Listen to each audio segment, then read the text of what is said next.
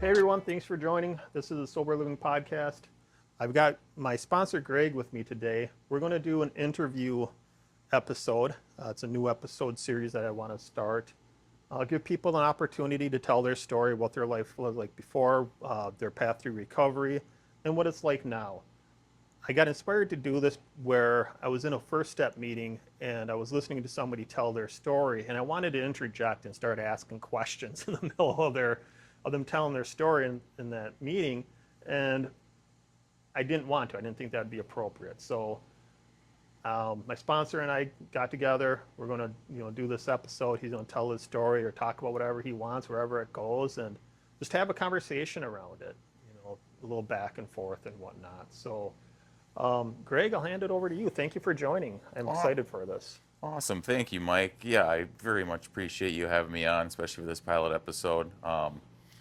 I don't know, I've spoken in front of audiences before at treatment centers, and you get the nervous jitters, but might be a little more nervous now just one-on-one than a room full of people, so I don't know where that's coming from. But no, I'm excited to be here. I think what you're doing is really cool, and it's going to give a lot of enlightenment to not only people that are in the program, but people that might be dabbling in sobriety as well. So hope that by sharing my story, my experience, strength, and hope, that I can hopefully help someone out. And I think that's kind of the reason why you've chosen this podcast, is to do that, to be of service. So appreciate it. Yeah, absolutely. Thanks for being here. Yeah.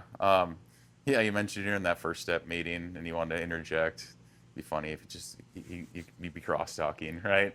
But I think in this format, we can certainly cross talk all you want. Yeah.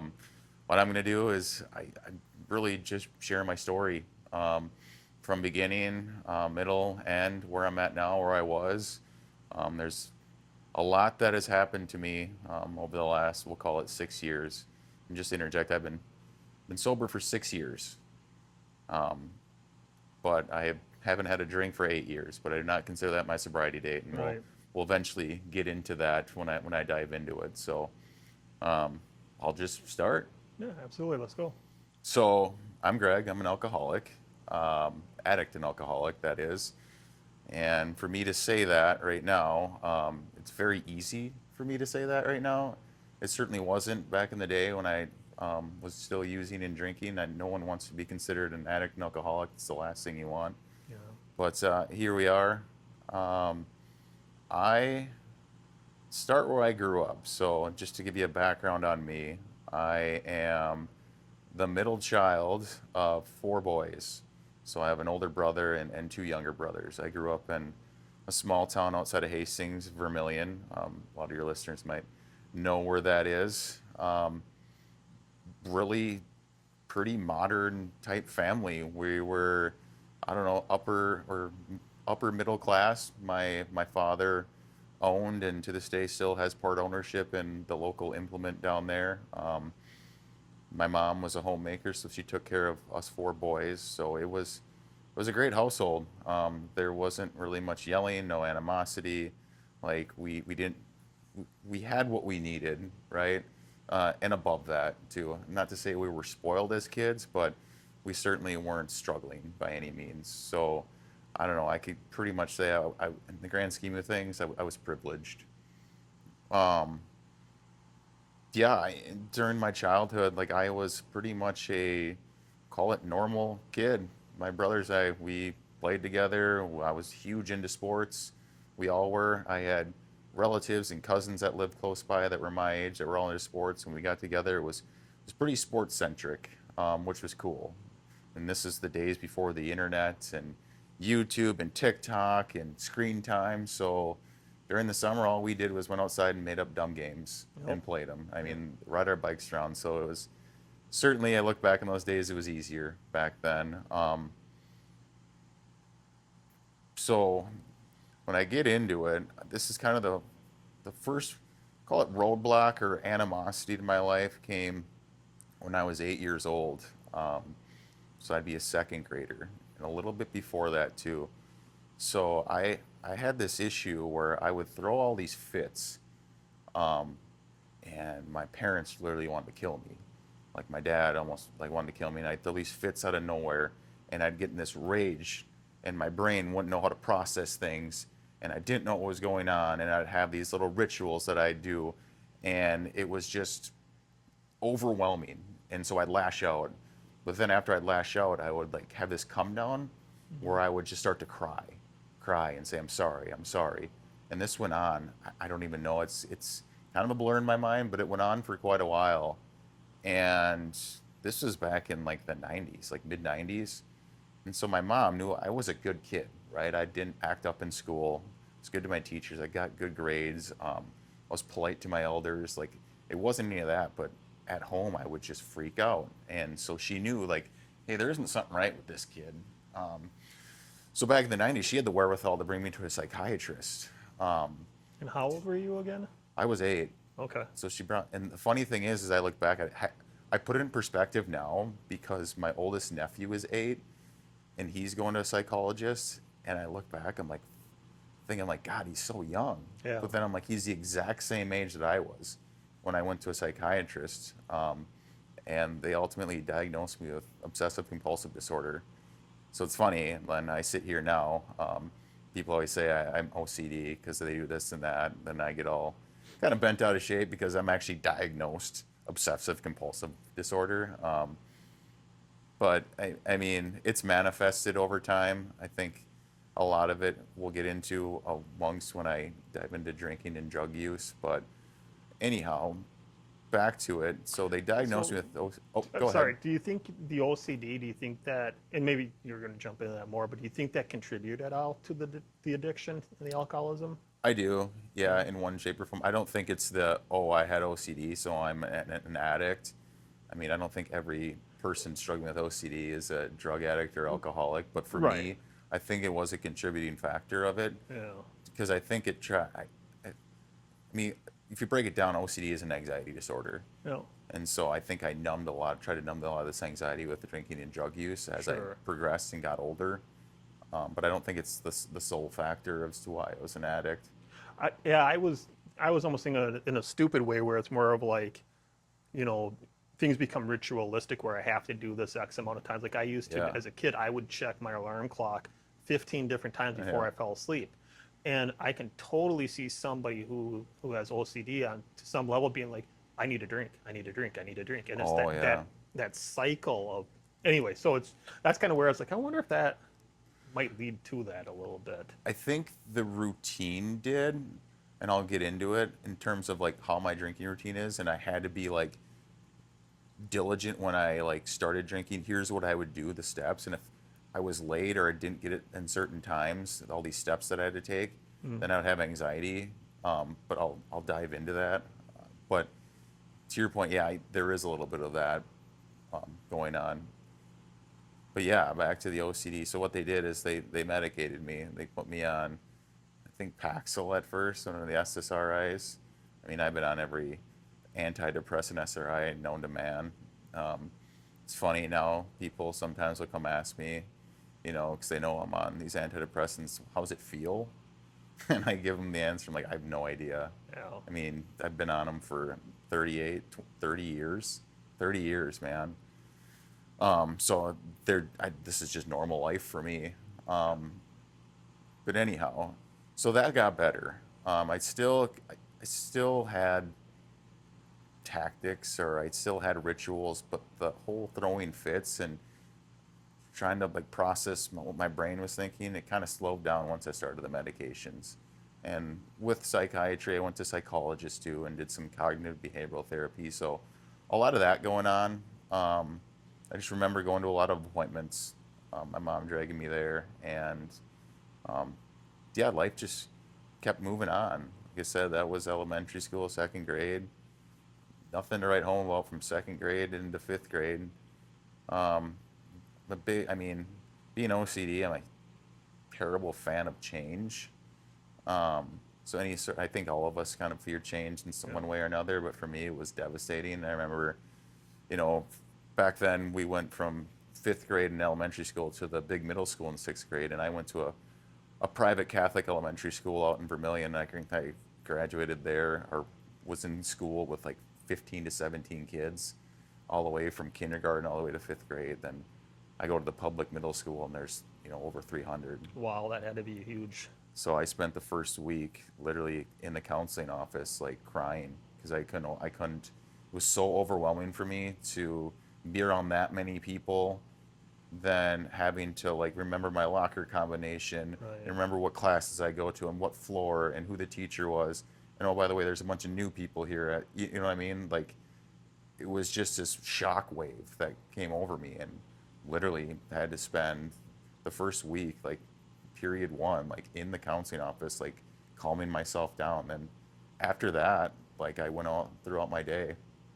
Um, but like anything, like certain changes, once you get into a habit or a routine, like everything just calms down. It's just Yep. what you do then, right? Yep. So it's the initial shock wave that always got me, and it would be like that every year. Not to the point where I went in the counseling office, but to the point where like the week before school started, I couldn't sleep. Like I would ask my mom, like my mom would have to sleep with me. Like I would freak out. I would my OCD tendencies or rituals would skyrocket, all because I was going into a new grade. I knew what to expect, and this happened all the way from middle school to high school. So, um, yeah, no, I mean middle school, great. There's nothing right home about there. High school, that's when a lot of things started to change for me. I was I wasn't not liked in school, like kind of like an outcast or like I'm using quotes here, loser, but I wasn't the most popular kid, right? So I was athletic. I wasn't as good as a lot of people, but I wasn't terrible at all. So I kind of would fit in the middle, and I was kind of chubby in middle school slash high school. And what I saw, and this plays a huge role in I think my alcoholism and just other things that happened later on and still continue to bother me to this day. But you know, you go through puberty during that point, and you see all the pretty girls in your Yeah. grade. They're going for the tall, skinny guys, right? And here's me being like husky, and it's like I don't want to be like this anymore. And I remember like trying to like grab onto my belly fat and like rip it off and not have it anymore because you know kids like that don't get the good looking girls. I think a lot of that had to do with society at the time, magazines, TV, etc. So I was always like less than, right? um, and I didn't get made fun of a lot. It's not like I was really overweight, but I was husky, Yeah. right? And I didn't get made fun of a lot, but when I did, it like cut like a knife and it stuck with me. Yeah. So it was always like me trying to fit in like early high school or just high school in general. Like I didn't have my flock at all. It was just like I was with the athletes and that was it. But I Sure. wasn't really truly with them. I was kind of on the outside looking in. So it's just kind of a conundrum, and I just tried so hard to fit in. And you know, I suspect that even if you went to like the popular kids, they would have a very similar type story to tell, where they always felt like they were on the outside or somebody made a little jab and that it cut them. yeah, That's something I've been kind of thinking through, not to derail the story at all, but it's like earlier today I was thinking about, this girl that used to torment me back in junior high. And and I'm sitting there thinking about today, and it's like, I'm 46 years old. I'm going to be 47 in like a month.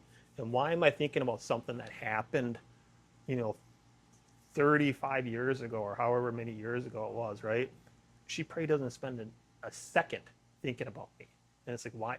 And why am I thinking about it? So why do I put that energy into it? And but I bet you there's a lot of kids, and she probably did that because of the way that her life was going, and yeah, but I bet there's a lot of kids out there who felt that way. Like there were people that I had, talked to at my, high school reunion 5 years back, where they were like, I always thought they were really popular in school, and they're like, no, I was a nerd. Nobody, I never felt that way. I always was, and so I just suspect that we all put ourselves into those buckets is all I'm trying to get at. So, certainly, yeah. And it's like I I was behind the eight ball because I was a good kid, right? A lot of my friends and people that I knew that were quote unquote popular, again, I was associated with them because I played sports with them, whether it be right. baseball, hockey, football, etc.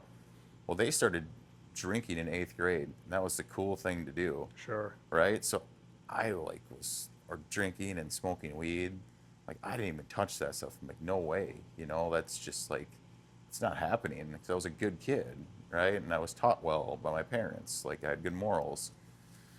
And so that kind of hindered me too. And like, it was in the back of my mind, like, I need to do this so I can fit in.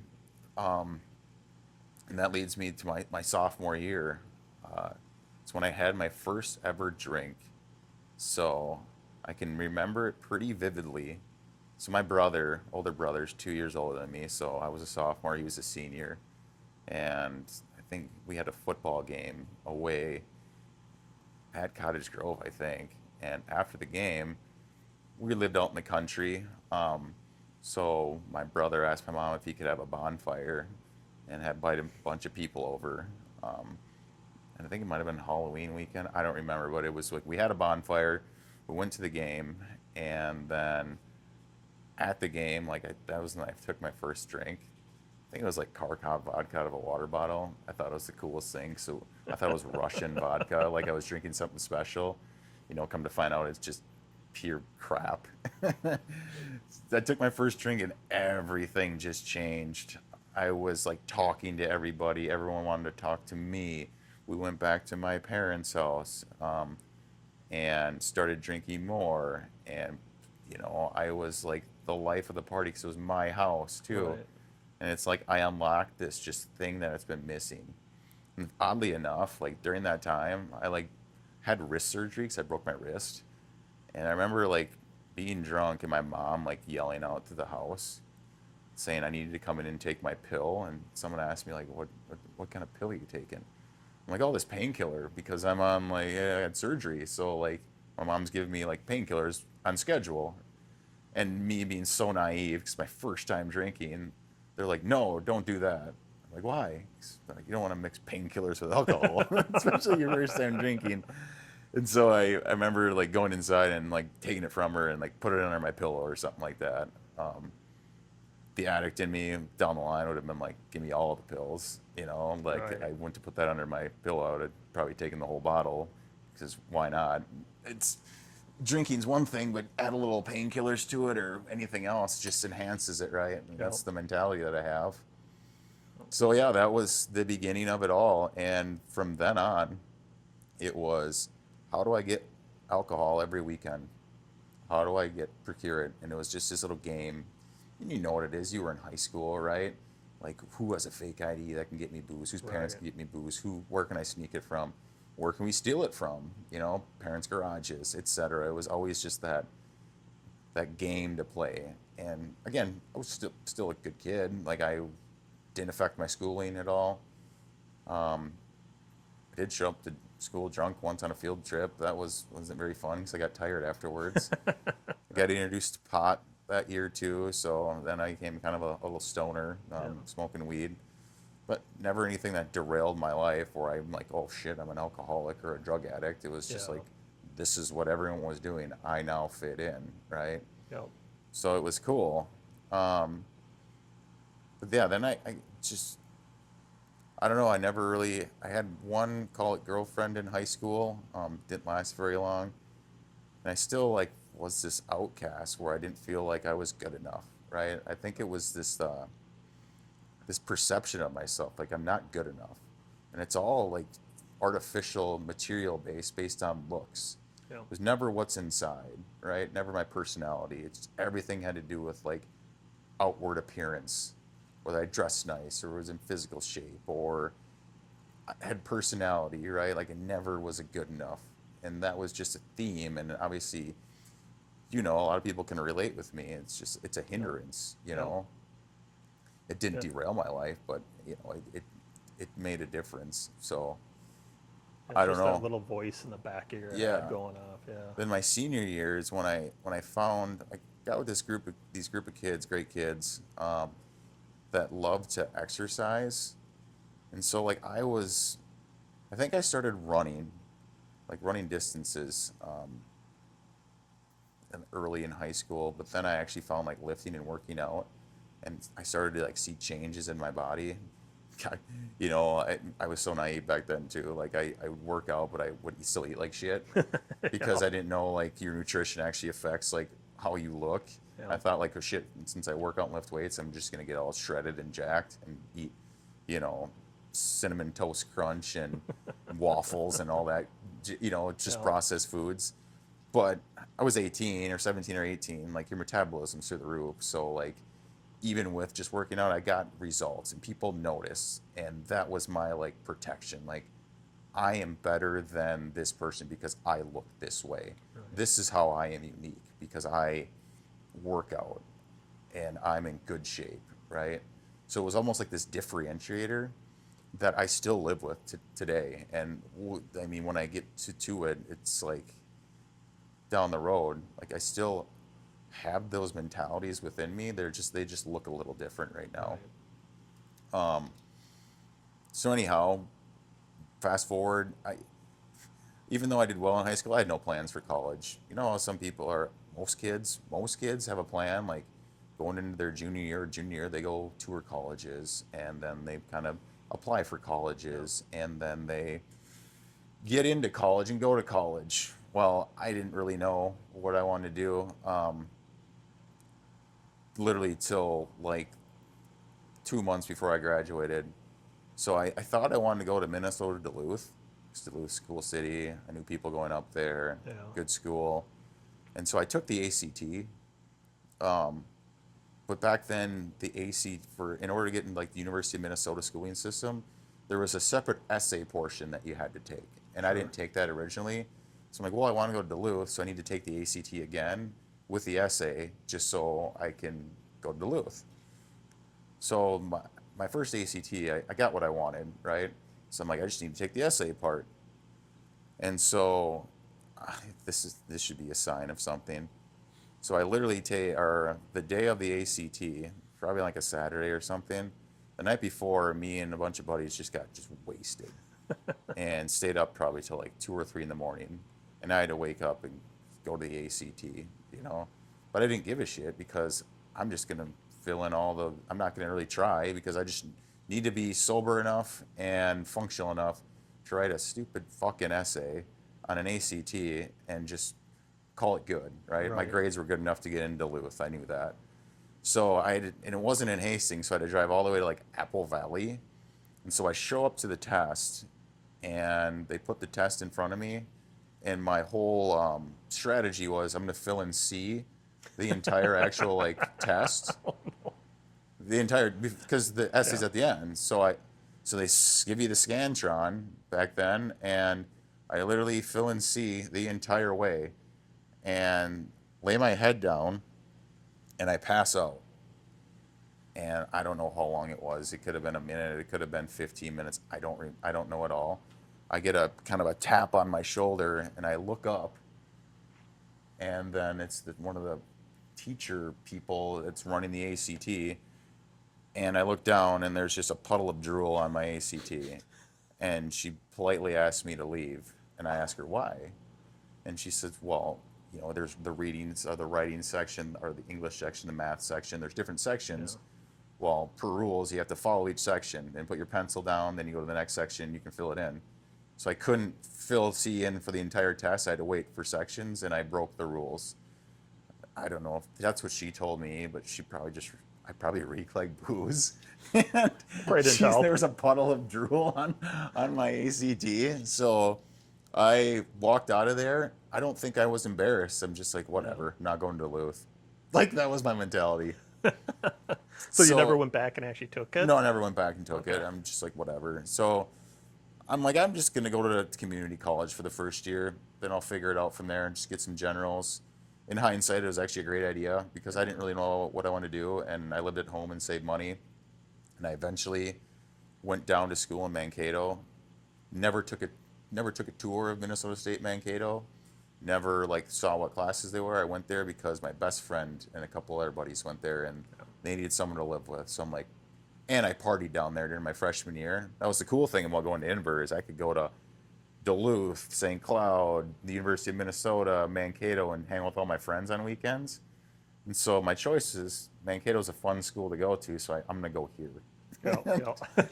that was the decision I made on college. So I if any kids are listening to this, I strongly suggest not taking my approach on how to find a college. Actually, go tour something and not base it off of how fun it is to party or who's going there. Yeah.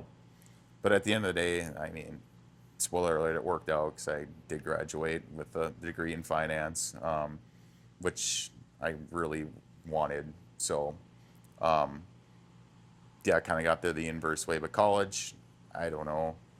I I drank heavily in college. However, I put school first. School was always first. Right. And so like I never wanted, hence why I graduated. So when I drank, I mean I drank to get blacked out. Yeah. Every one of my friends did. I didn't really smoke weed. Like I pretty much gave up weed after like my sophomore year. I dabble here and there, but I just was like never really enjoyed the feeling very Yeah. much. Same here. I don't know, my all my roommates, including my younger brother, like part of our coffee table was like a bong and grinder, and it was always there. We always smelt it, but I just was like, I don't know, Yeah. it doesn't really do anything for me. I'm more into the drink. Never didn't really I didn't do drugs in college. Like I never got in the drug scene because I did say I'm an addict, but I never. I guess the only drug I took was Adderall for studying, and my God, that was I didn't take it very often, but I just did it to cram for finals, which obviously was huge. But that's the only like quote unquote drug I took. Yeah. Anyhow, the worst things that happened to me in college was I got 2 minors and went to detox twice. And I've laughed because a lot of my friends, I was like way better off than them Yeah. because they've had like 4 minors, went to detox a couple of times.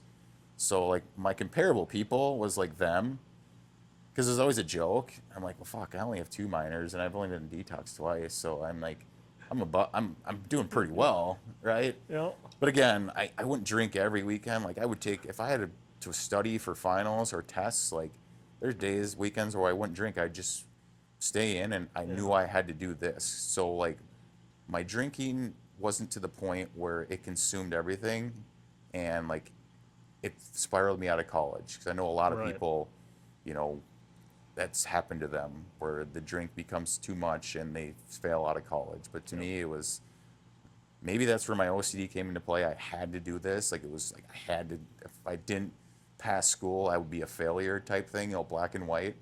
So there are times where like an OCD tendency actually does help you, gives you that Right. drive, and that could be one of them that manifested. But yeah, I had a ton of friends in college. We hung out together. It's funny, like back then you still hang out with the kids you hung out with in high school too. I graduated with them, went to college with them. You come home and see each other in summer breaks, and then you meet your college friends and your buddies' college friends. So I had this whole host of friends, and I thought, yeah, this is the life, right? And college ends, but college ends, you're still only like what 22, 23 years old, depending on when you graduate. So you're still a young kid, and you come home, and all your friends come back to your hometown most likely, Yeah. right? Yeah. And so like you stick with your high school friends. And so like college really it ended, but like those bonds are like going to hang out at someone's house on a weekend or going to someone's cabin or up to someone's whatever, you're like that never stopped. So like the lifestyle college lifestyle, I had like a temp job, at the time, but the mentality never stopped, Sure. you know? And I think it just progressed and got worse. Like I lived to drink on weekends. Lived to drink on weekends. Not only did I live to drink on weekends, I lived to drink to get fucked up on weekends. There was no rhyme or reason, and I did a lot of dumb stuff. Like I don't know. I look back, I thought it was funny, like getting up on stages and trying to like sing with singers and like Been there. being just stupid. Like Yeah. back in your 23, you think it's like the funniest thing ever, and your friends are just laughing at it. But sitting in a chair at 38, still kind of funny. But like if I saw a 23-year-old doing that, it'd be like, what a loser. Yeah. You know what I Yep. mean? It's just Especially like, when they're just like shit faced. yeah, You know? yeah, exactly. And I mean, there's many times I'm slurring words at the bar and trying to pick up Yeah. girls at the bar, and I can hardly tie my shoes or put two sentences together, but I think I'm suave enough to take home some girl, and that was my goal every night too. Sadly enough, is I didn't really care. My goal every night was not to hang out with my friends. It was to try to, you know, score some women, Yeah. which was sad, but it is what it is. I mean, lot of times I wasn't successful. Sometimes if I didn't get too hammered, I was successful, right? I mean, it was just a matter of, and I think that stemmed to the fact like I'm good enough. I'm drinking, so like I want to rectify not getting enough in high school, and Right. I'm in better shape now because I work out. Yeah. Um, Yeah. I used to do. I would try to do something similar to that, but it would never work. So like, I would go to the bar, and there might be a cute girl down there, and I was always so socially awkward and just shy, and it's like so I need a drink to have the confidence to go talk to her. But then by the time I got enough confidence to go talk to her, I was just absolutely shit faced, and I regularly could identify that. Like, no, you're just too drunk to go and do that. Just sit here and have a couple more beers and go home.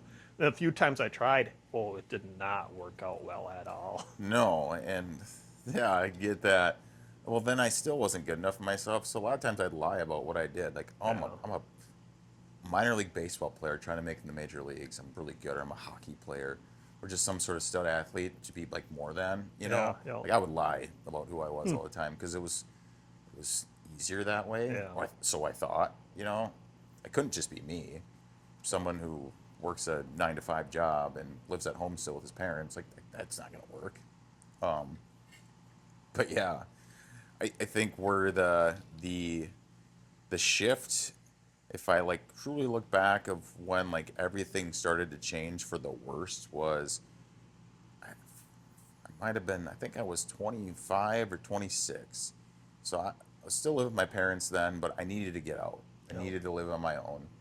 A lot of my friends were like, it wasn't cool to live with your mom and your dad anymore. yeah, So me and my younger brother and one of our high school friends moved to St. Paul to a townhouse, a rental property. It was good for me because I worked at the time in downtown St. Paul, so it just made sense, right? yep, And it was good to get out of rural Hastings, enjoy the big city, all it had to offer. We were close to Grand Avenue, we were close to Minneapolis, close to the bars, there were friends around, so it was cool. It was a good time. And then I think whatever shifted in me, I started living on my own. I remember that I started sports gambling because that was something cool when my friends did it. And he got me hooked with an actual bookie. Before all this online stuff coming, there was actual bookie that you could use. yep, And so then I started sports gambling and got like way deep into it. Like I was betting on like NBA preseason games or these like lower level college basketball games that no one knows about. Like just degenerate type stuff because I thought the lines were better and it was easier to win. And so I went down these online forums to try to find these like people who were good at sports betting to give me advice, and they would tell me games to bet on, and like so into it, but I was losing so much money. And like there was a point where I broke my TV because a play in football was going against my bet. So I hooked my remote, not trying to hit the TV, but I did and broke it. So it was like that was bad. Then I, I finally was down enough where I had to meet my bookie and owe him. And I think it was like $1,000, a little over 1,000.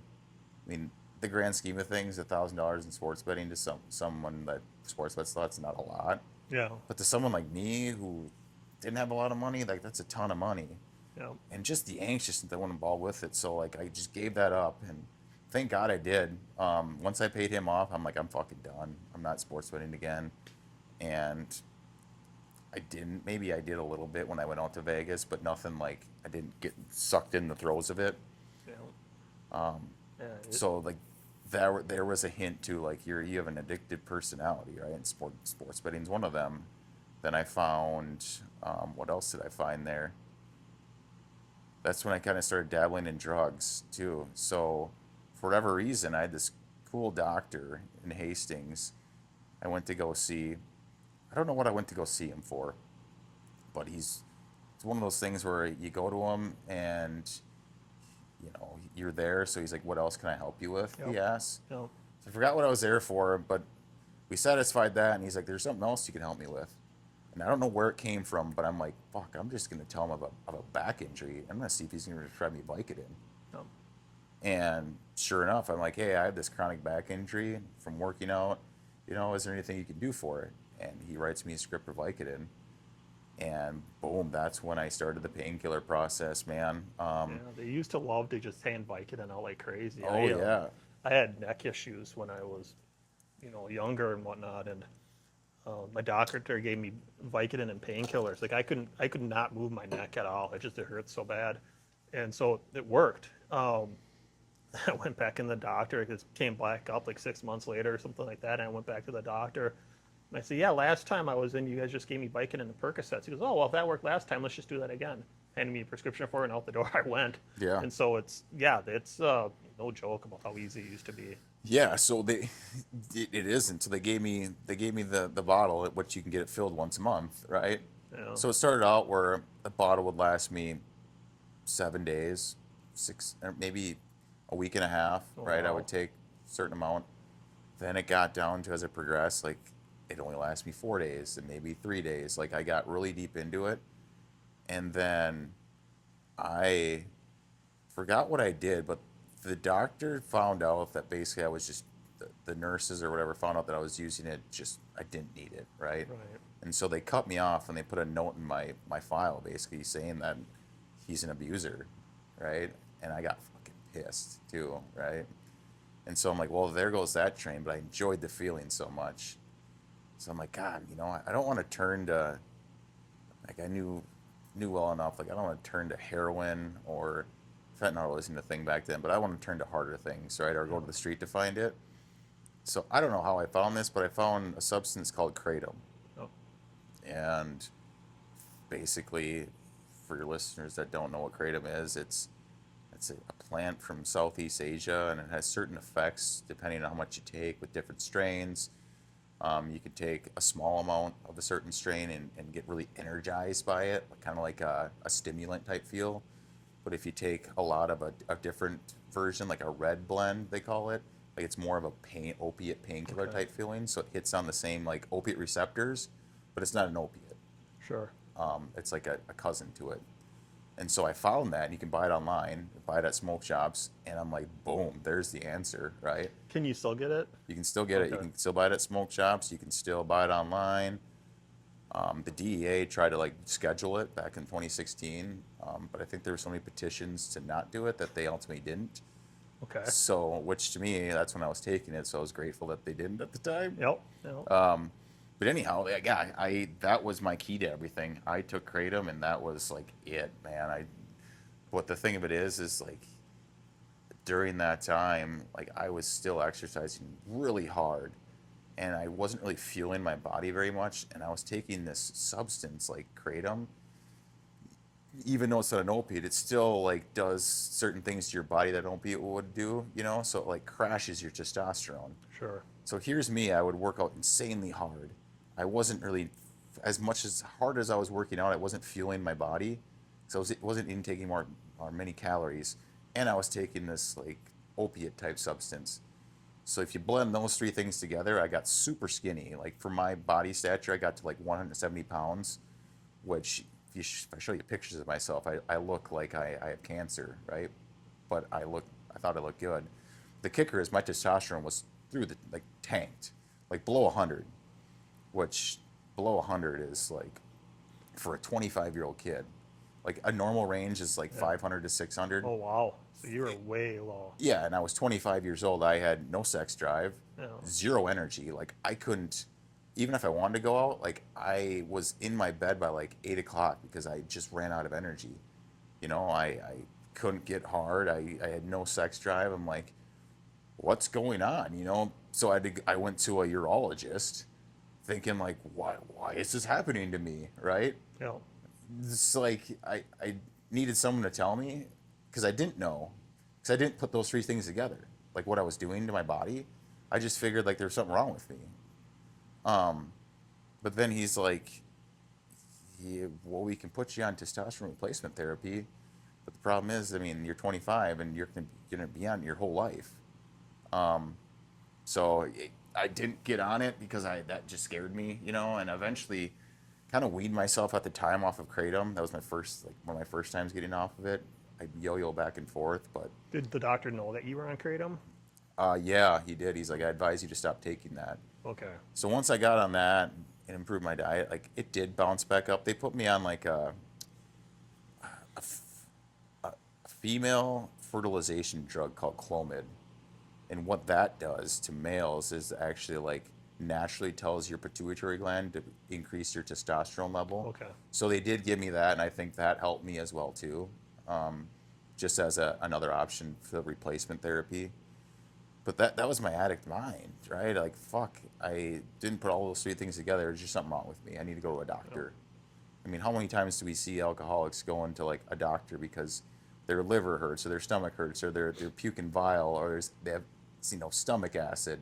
No way it could be my drinking. Yeah, it can't be that, right? It's the Yeah. last thing it is. It's just like there's something wrong with me. I mean, that was my mentality. I'm just laughing at all my hangovers where it's like I was still living with my parents at the time, and I was like, "You're hungover. I'm not hungover. I just got the flu." Yep. It's like, So I mean, at the time, I still wasn't an alcoholic. I mean, there was a couple of things that it. So when I couldn't get kratom, or then I graduated to. This is almost embarrassing. I think I've told it maybe once, but I needed something more. Again, I didn't want to go to the street, didn't want to take heroin. So I found online that you could go to the health food store and get a bunch of poppy seeds, like in bulk, yeah, yeah, and you could get a big container of like hot water and squirt lemon concentrate juice in it and shake it up and let it sit, shake it up, let it sit, shake it up, let it sit, and then filter out all of the poppy seeds. So it's just like this water, essentially, or this liquid. And you drink the liquid and you get stoned to the bejesus. Like literally stoned, like you're taking opium, like Yeah. morphine. no, And so I did that. And it was like a dirty type high, as you can imagine, but it like satisfied an itch. And so I did that once. And then at the time I worked at the oil refinery. And even though I was working in the office, they did random drug tests. So I remember doing the whole poppy seed ordeal. And like a couple days later, when it got called in for a random drug test, not thinking anything of it, but I literally popped for opiates on the random drug test. And I thought I was going to lose my job. yeah, Obviously freaking out. However, Minnesota has this like grace thing where if you get popped for something, like a company they don't have to. I think they allow you to seek treatment or whatever, basically a suspension. right. So I got suspended, and that was humbling. And to this day, I don't know if any of my coworkers know why I got suspended. But per just doing that, I almost lost my job. And then another time almost lost my job was I told you I took Adderall in college. Like Yep. I got real big into Adderall like after college, like to the point where I was just like, this shit's it's a cheat code, right? Yep, yep. Um, A lot of people like it. yeah, a lot of people, it's a cheat code. So I would periodically take Adderall at work, but I would take it on a Friday Friday morning, because I knew if they didn't do random drug tests on Fridays, and then I knew it was like water soluble, so I could drink a lot of water and have it flushed out of my system by Monday if I ever got called in. Sure. Like that's how dialed in I was to like this whole like that's the insanity of it. I actually bought like piss tests for amphetamines. So like Sunday night, I would make sure that I was peeing clean. If I wasn't peeing clean, I wasn't going to work on Monday. It just wasn't a thing. I couldn't risk it. Right. I mean, that's what I did. And so I went in on a Friday once, and So to back up, so like you would test yourself, like if you did it like on a Friday, like were you doing this every single weekend? pretty much, yeah. So every Sunday you would just test yourself, and if you didn't come up clean, you would just take Monday off. Yep, Wow. yep, yep, Okay. yep. So I went in on a Friday once, did my whole scheme. Like Fridays were great for me because I'm like, it's get shit done day because I Yeah. get to take Adderall. Like my endorphins were kicking. And lo and behold, I was wrong, and they actually did random drug tests on Fridays, and I got an email saying, come to the safety building, as soon as you get in, because you need to take a random. And I think I popped an Adderall earlier that morning, so I am fucked. I am just fucked because I already had a first chance. And I don't think it was random. when I think about it. Like they knew I failed one random drug test, so I think like they called on me more than others, Sure. which is understandable. I would too. So anyhow, they called me and my heart sinks. I'm like, I am fucked. I am so fucked. And so what do? I leave work and I drive to my parents' house, which is 20 minutes away. And I walk in the door and I go to my mom. I'm fucked. I just, there's a random drug test and took Adderall and I'm gonna pee hot. I'm gonna lose my job. I need someone to pee in a cup for me. Then at the time, my youngest brother was living at home, and I'm like, Joe, I need you to piss in a cup for me. And Joe's like, I can't do it. He was, I don't know, he smoked a little weed, so he's like, well, I can't do it for you. My mom wasn't gonna do it for me, and then my dad was already done at work at the implement, which is up 2 minutes away from my house, and so I drive down to my dad's implement. I walk in there and say, Dad, you need to piss in a cup for me because I need to pass. I got a random drug test. I need to pass this. Yeah. And he's like, I don't need to pee. I'm like, well, I'm going to sit here until you need to fucking pee. And so That had to I be an sit there, I awkward sit there, I sit there, conversation. and he doesn't need to pee. And I'm like, God damn it. Yeah. And so I eventually leave because I can't, like, I have to go back to work, right? And I'm just like, I got to face the music here. And I get back to work and my cell phone rings and it's my mom. She's like, I got your piss. I'm driving it up right now. And I'll meet you wherever in the parking lot. And so I had the wherewithal enough when I did go back to my parents' house to put on some compression shorts and have like a heating pad. And so, like, in the event that I did get this piss, I'd have it warm. So I'm smart enough to do that. We are just really smart when it comes to drugs and alcohol. I can tell you that much. So, my mom. Here's the situation. My mom drives up in the parking lot, rolls down her window, hands me a fucking cup of piss that my oldest brother pissed in for me. So he came to the rescue. And then I walk into the test. I put it in my shorts, in compression shorts, put the heating pad by it. And I'm walking into the testing facility, just sweating bullets. Like, oh my God. Like my A, is it gonna be warm enough? Is it gonna be too warm? Are they gonna know? Like all this shit running through my head, but I'm like, I'm gonna risk it anyhow. So I walk into the bathroom and they kind of shut the door behind me and I dump the piss into like their testing cup. Then I pee in the toilet because just to make it sound like I pissed. I came out, she dumps the piss in like whatever they have to send out for testing, and the temperature is just right. So like that means it worked.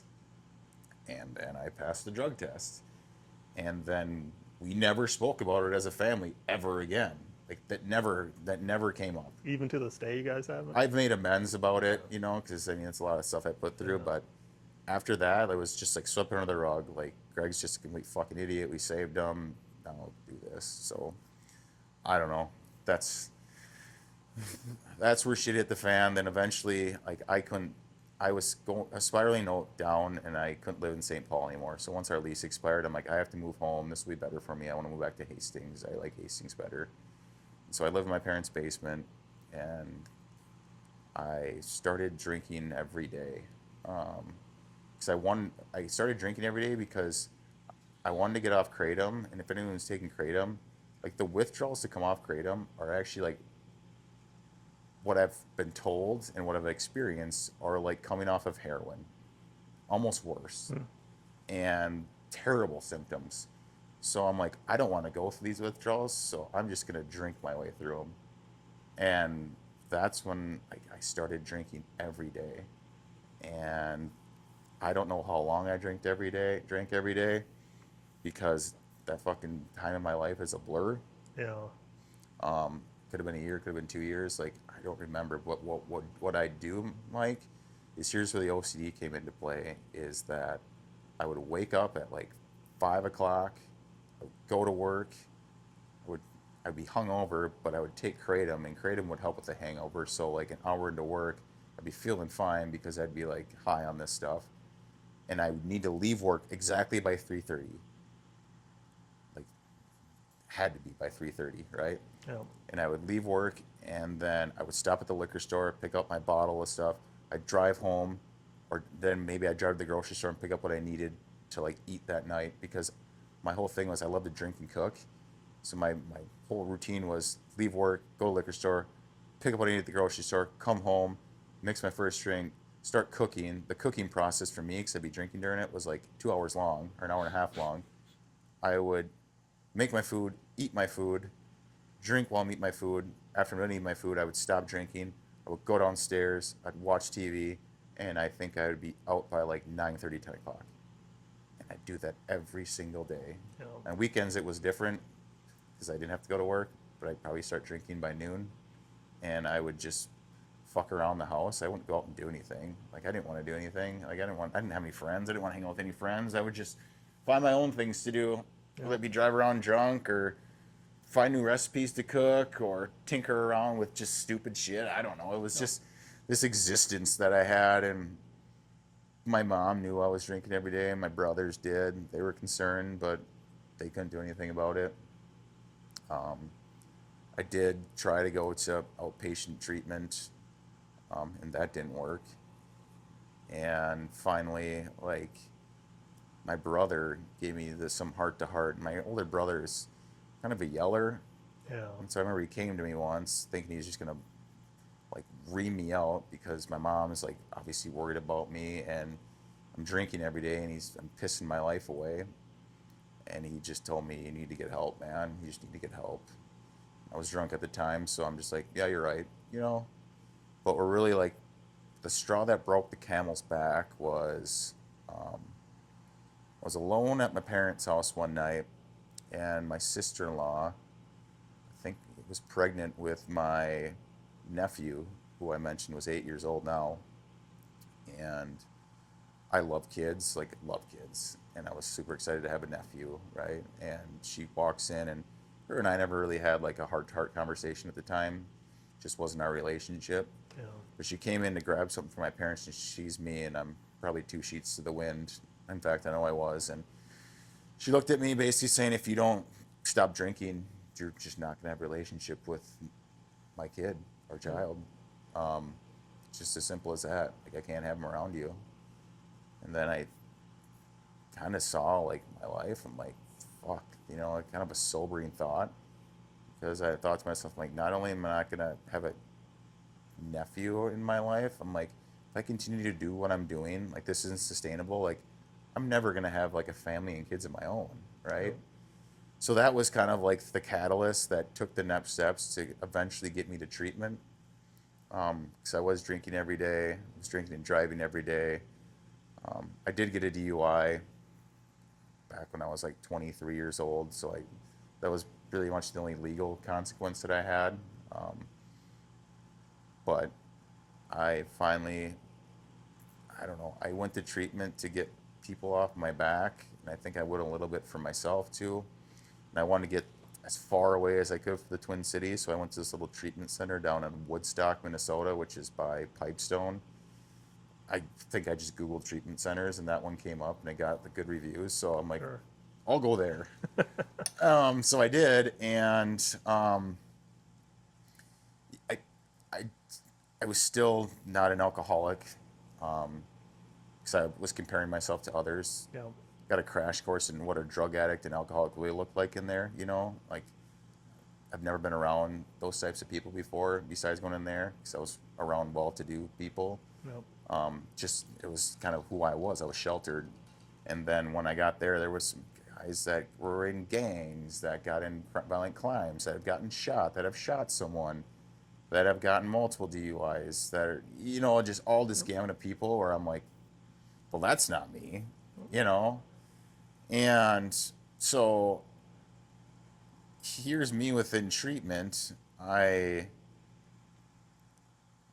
didn't drink, obviously. Then I worked out like crazy in treatment again, still too. I still have the little workout itch, which I'll get into. But I this treatment center was weird because I conned the nurse into telling the psychiatrist that for OCD, Adderall was a great source, was a great medication.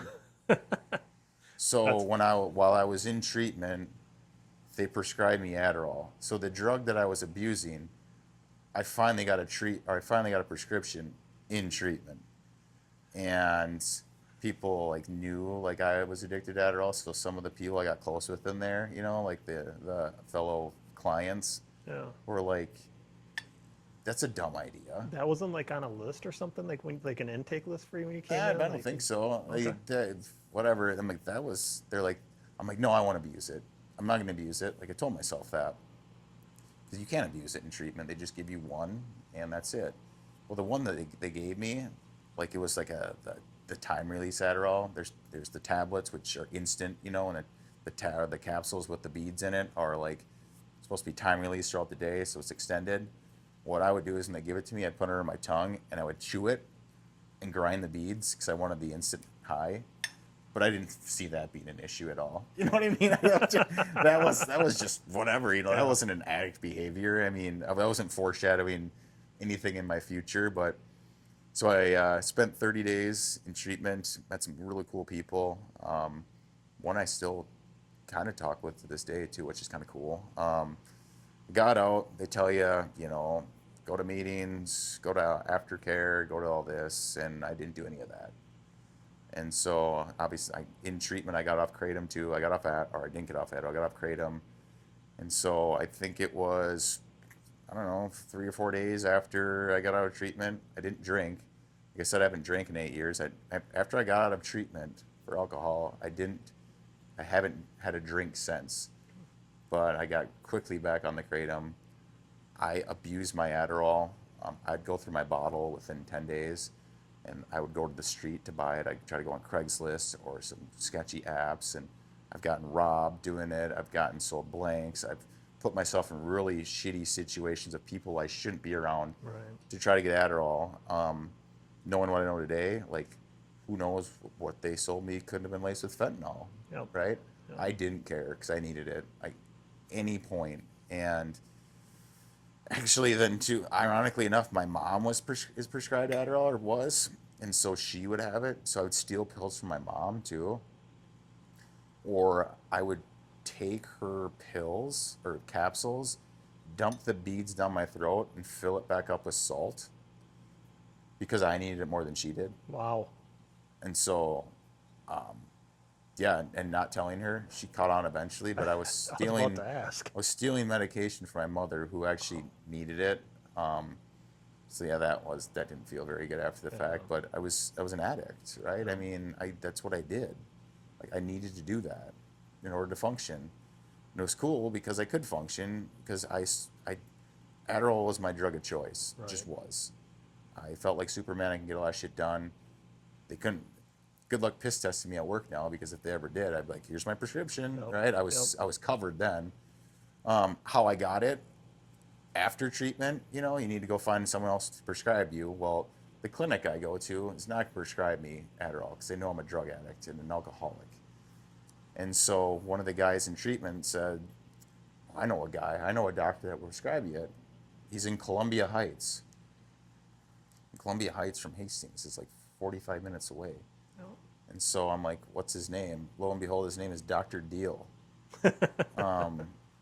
So I went to see Dr. Deal for a first appointment, went in there, told him, I think I have ADD. I got prescribed Adderall and treatment, and I'm looking to get it like renewed via that. And without asking many questions, he's like, here's a 3-month prescription. And every 3 months, I would go up to Columbia Heights and for a mandatory consultation with Dr. Deal, and then he would give me Adderall. I sometimes would run out of Adderall, so I was smart enough to know that, say I had extended release capsules, well, I knew if I said, hey, these aren't working, can I get an instant release, that it's a new prescription, so he'd write me a new prescription, so I could get it earlier, even though it'd be a different dosage, or hey, 20 doesn't work, can you give me 30? So in the middle of my cycle, I would make up some bullshit excuse so I could get more because it's a new prescription. Sure. That's how smart I was. How they didn't catch on again was beyond me, but I was just in like this. I was a conniver, man. I knew how to work the system, like most good drug addicts do. But I don't know. Then trying to think, I did kratom and Adderall, held a steady job, went to go work at Best Buy, got a job there, was doing well at work. had friends. Like I was doing pretty well. You know. Like I took the drink was gone, but I was just still addicted to these two substances where they weren't ruining my life. Like I was still successful, but I still didn't have any friends, still didn't do much. Hung out with my family quite a bit. Then like I need to get like well then I got a house. I bought my brother's townhouse. So I was doing well for the Yeah. sake of it, right? Like my parents were proud of me. I wasn't getting drunk all the time. But I knew like there was something more that I needed to do like in my life. So then I met a girl um, who was a catalyst for something. So met her. She actually is a year older than me in high school. Never really ran in the same circles in high school, but she was the popular pretty girl, like homecoming court stuff, and the grade above me. And her and I started dating, and I felt good about myself. You know, it was some sort of justification, like, ha, I finally got like the pretty girl. And we just became like infatuated with one another, right? We'd spend so much time. I thought this was the thing. Like, Right. her and I were gonna get married. She had two kids, which I was like fully gonna embrace the stepdad life. Um, and we had a good time together. She didn't know I was taking Kratom and Adderall. Didn't. And I also got into, side note, was big into shoplifting at the time, like really big into shoplifting, especially groceries. Like I was really good at shoplifting during the self checkout to Yeah. the point of it had been thousands of dollars worth of food that I've stolen throughout my career of shoplifting. So I was shoplifting all the time. I was taking Adderall and I was taking Kratom, all the while being this like perfect boyfriend where I would cook for her all the time or I would do all these errands for her, like always giving, not like Right. we're not supposed to be selfish in the program. No. I was like the definition of unselfish to my girlfriend. Looking back, because I wanted to mask all these shitty things that I was doing. Because if she found out those things, there was no way like that we would have been together. So I was like overcompensating it, but to the point where I was I was codependent. She's all I had in my life. I didn't have any activities. I didn't have any hobbies. I didn't hang out with friends. It was just like any free time that I had, I spent with her. Yeah.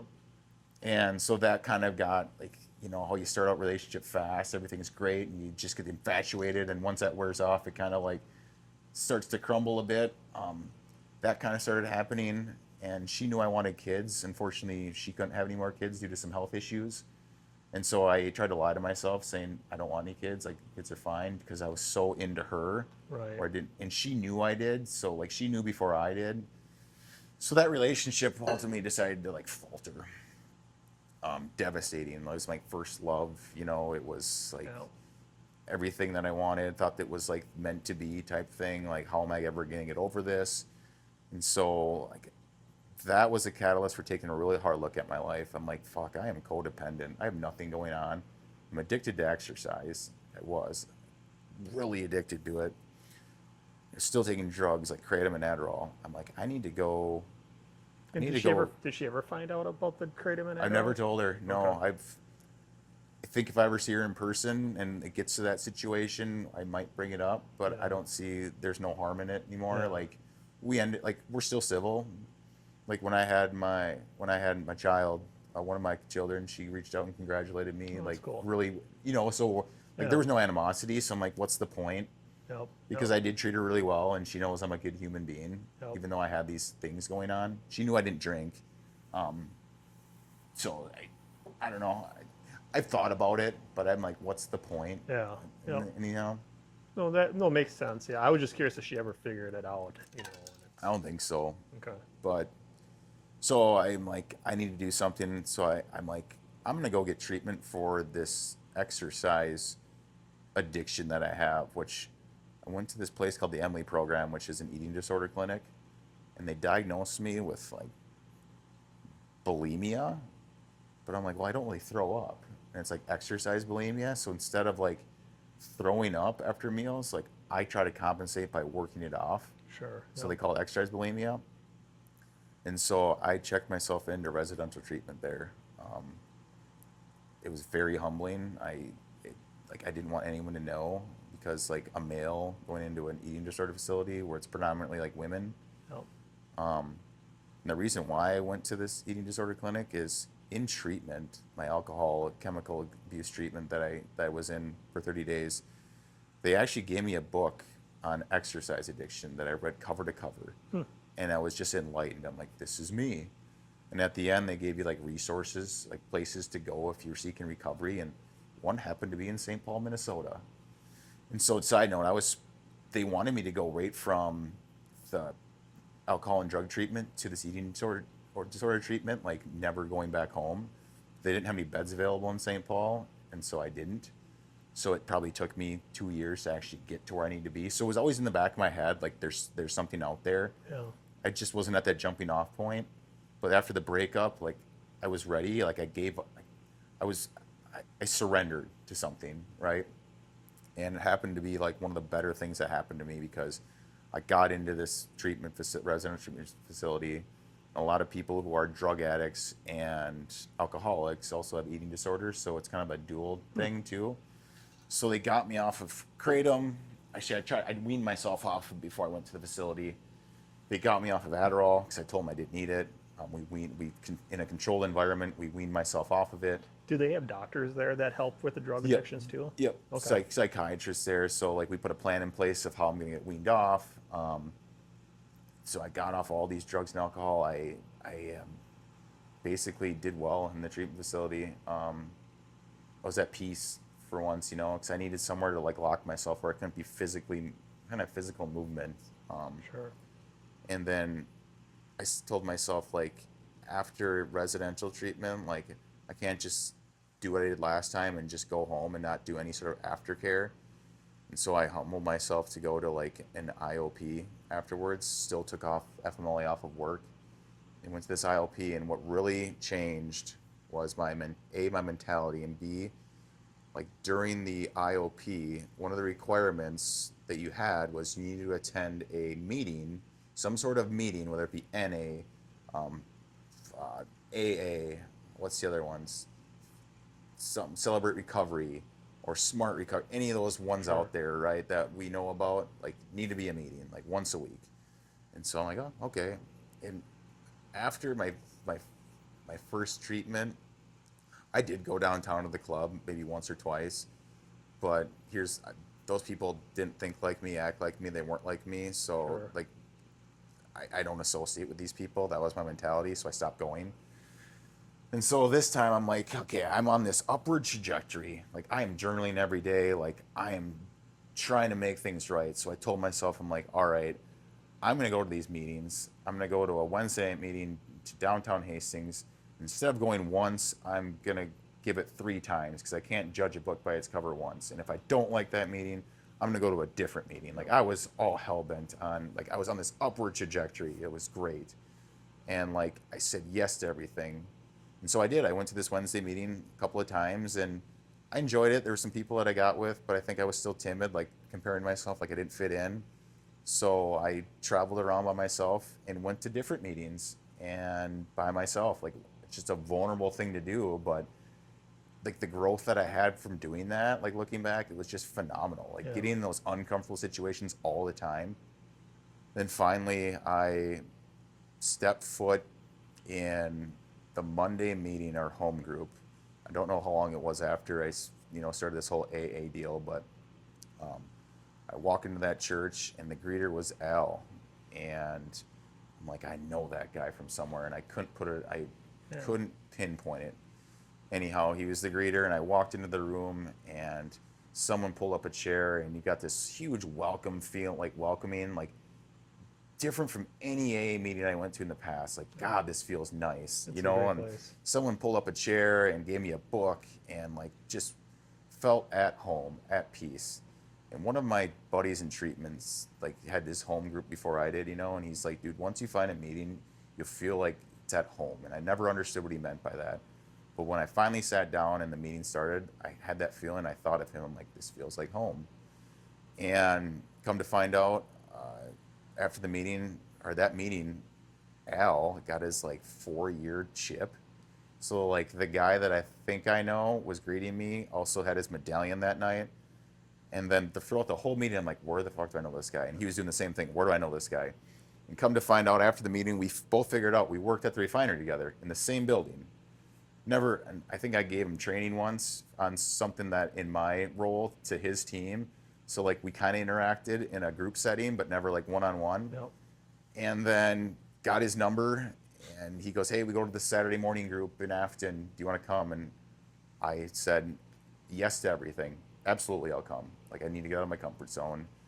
And then went to the Afton meeting.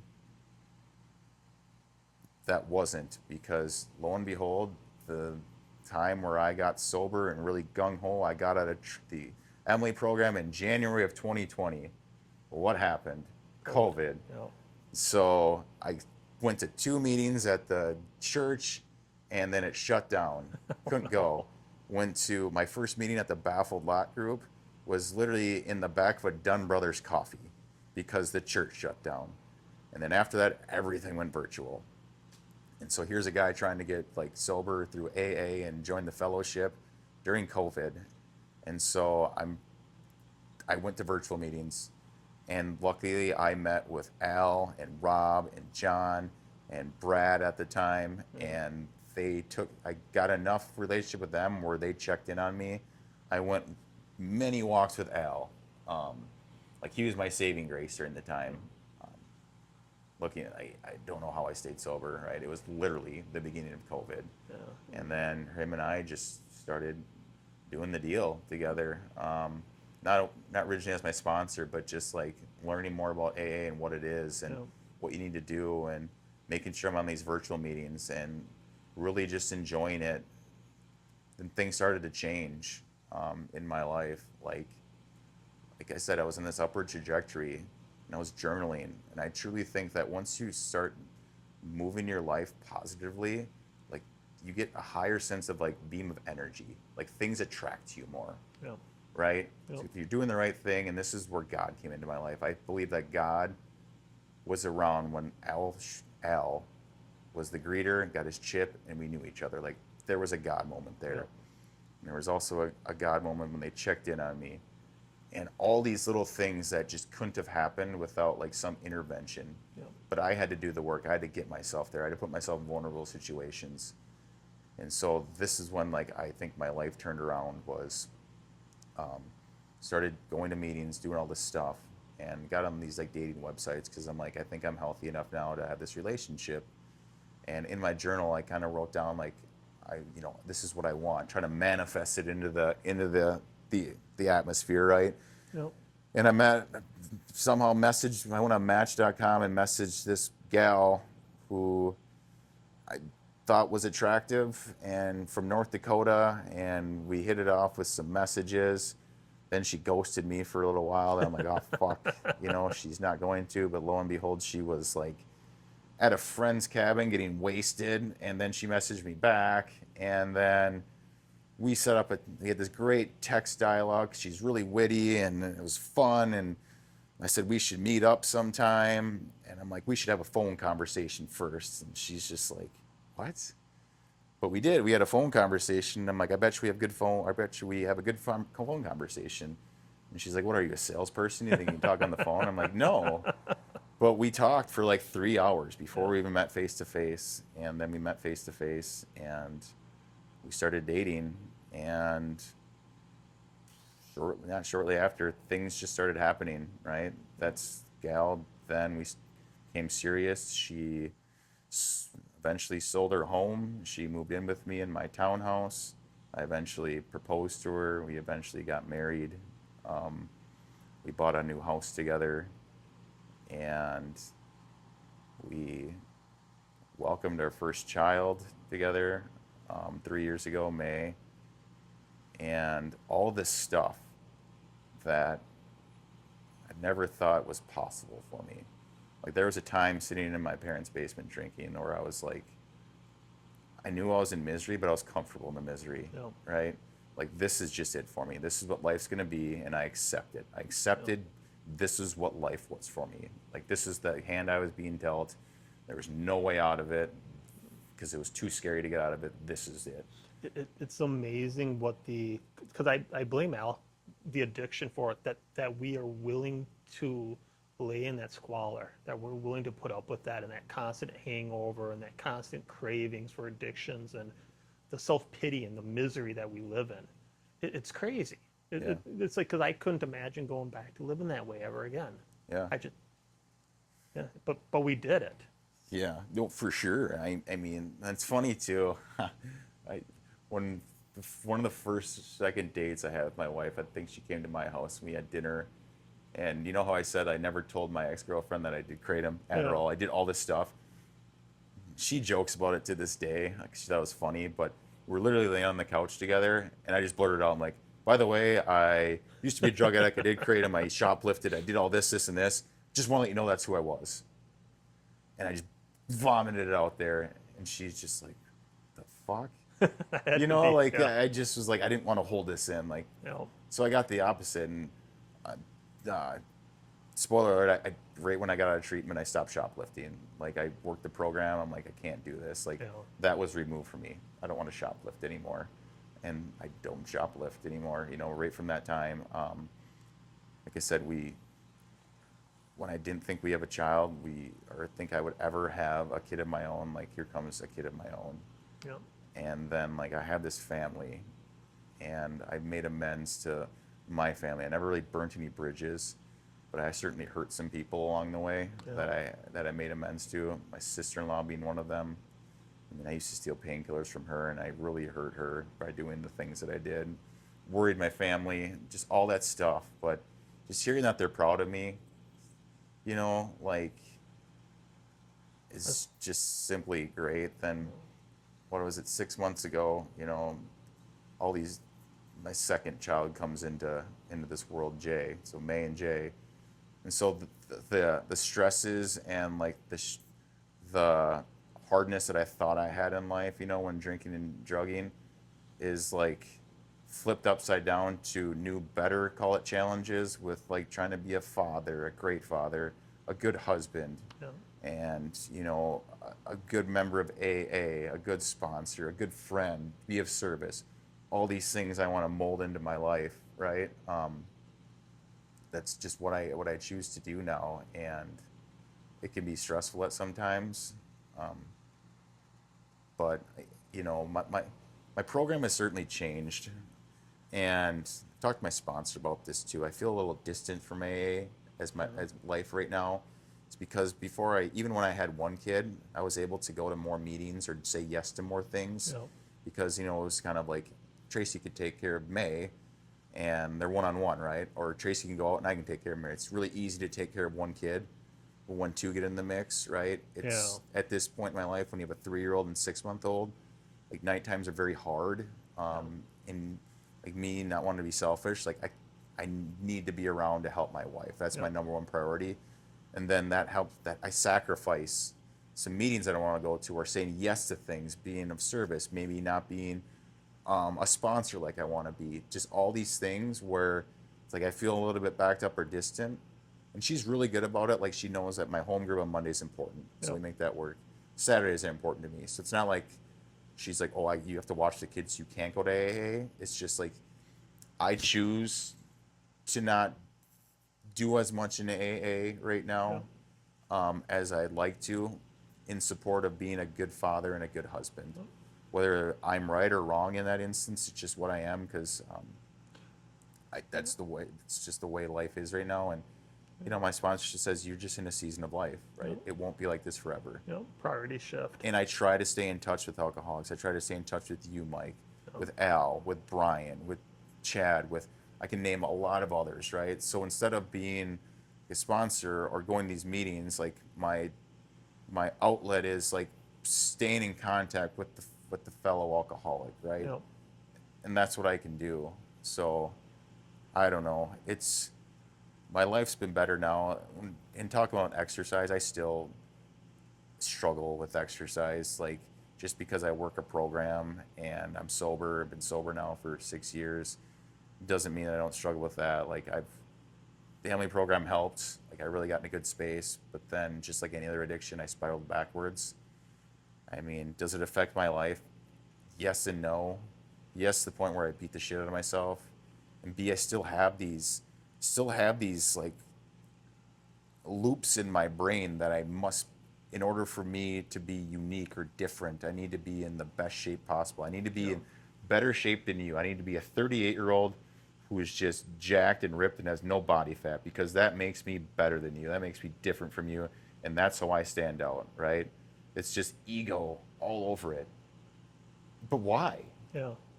Because if you ask someone else, like, they're gonna say, when the first word that pops up when you think of Greg, what is it? Someone can say kind. Someone can say like loving, unselfish, helpful. Yeah. I don't know. A lot of people probably wouldn't say good shape. You know what I mean? But my mind thinks, like, in order for me to be lovable or for you to respect me, like, I need to look like this. Right. And if I don't, like, the world's over. Right. So it's a work in progress. Like, there's been thoughts of me where I need to go get therapy again. I need to go get some sort of treatment. Like, I'm not fixed by any means, like, how sustainable is this? My brain thinks I'm still in my 20s when I work out. I can do a lot of things. Like, I'm really, not the ego, I am in really good shape, don't get me wrong. And I can do a lot of things that most people can't do at 38 or look a certain way, but Yeah. doesn't mean I'm happy. Doesn't mean that life is good, right?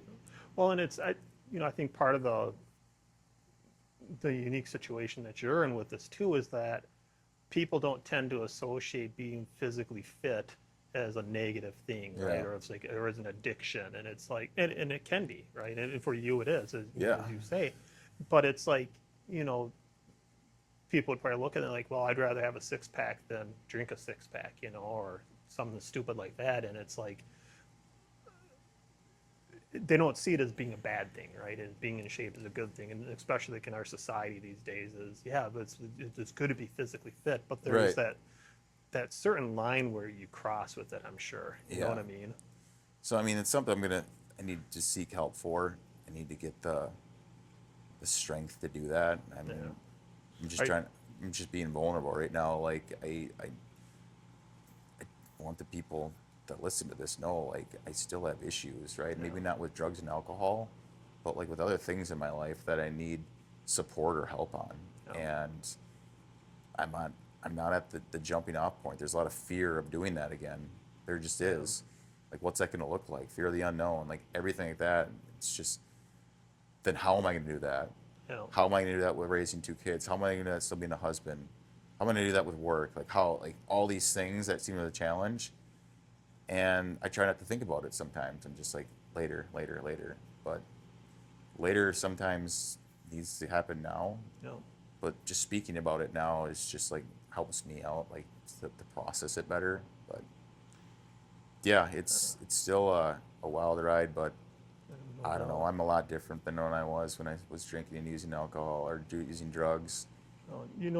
The thing with that mentality of later though is you can push that ball down the road as far as you can, right? And I'll do it later. I'll do it later. At a certain point, later becomes today. Yeah. You know what I mean? And you can only do it for so long before you need to. Before Yeah, it catches up to you. I always think of the old adage that one of our AA cohorts in Monday Night, John, says, "You haven't been through enough pain yet." Yeah. That's what he says. If you're not willing to make a change, you just haven't been through enough pain yet. And I Yeah. think, speaking for a lot of alcoholics, is that we have a pretty high pain threshold, We do. you know? We do. So, And I sympathize with you with having a 3-year-old and a 6-month-old, and yeah, that's got to be challenging, and it's not wanting to take off to go and deal Yeah. with that. yeah. you know? Yeah, oh, for sure it is. I mean, but I don't want to, like, when you share, you're supposed to share experience, your strength, and your hope. And I don't want this to deter my hope, because at the end of the day, we're talking about recovery from drugs and alcohol. Like, if it wasn't for AA or recovery, I do not have a wife. I do not have No. children. I do not have the house I have, the job I have, the things I have in my life, the people I have in my life. I don't have any of these things. I don't have friends in my life. All that comes from just staying sober, being a part of Alcoholics Anonymous, coming in, sitting all the way down, and being in the middle of the flock and Yeah. working the steps of Alcoholics Anonymous. That's how it happens. and just being willing, just some sort of willingness, willing to do something, willing to give yourself forward momentum to do something, is certainly key. So I'm super grateful for that. So I mean, yes, I think I have struggles in my life still, but who doesn't, Yep. right? Yep. Nobody ever said that, getting sober would fix every single problem. We still have stuff to deal with, but it's how we deal with it is different now. Right. You know. I mean, there's this extra layer too. Is like my kids have never seen me drunk. My wife hasn't. Yep. There's this extra like push to like I don't want them to see that, and that helps me give it a desire not to drink or use drugs. But, yeah, man. Again, I'm blessed. Like you talk about your gratitude list. Like there's so much to be grateful for in my life, and I need to be reminded of that because I can take it for granted sometimes. Take a lot of things for granted. Whereas 6 years ago, like me sitting there, if I could go fast forward to the future, like this is what you'll have, I'd be like filled with gratitude, right? Yeah. So I have to take time and be of gratitude, be of service, thank God for what I have. But yeah, man, that's really what I have. That's my story, my experience, strength, and hope. And I'm really hoping that whoever listens to this can gain some sort of insight or some sort of ray of hope or just anything that they need to move forward, because sobriety is it's better than the alternative. It certainly is. It And if is. you sit down, you're gonna do things in your life. You're gonna clean house. You're gonna meet a lot of amazing people. You're gonna be unselfish. These things called the promises in the book will certainly come true. And your life's not gonna be perfect, but it's gonna be a heck of a lot better than where you had it before. So 100%. appreciate you having me, Mike. I appreciate you coming. I thank you for sharing your story with us. It's really appreciated, and I hope people that listen get something out of it. Thanks for sharing it. Awesome. Take care.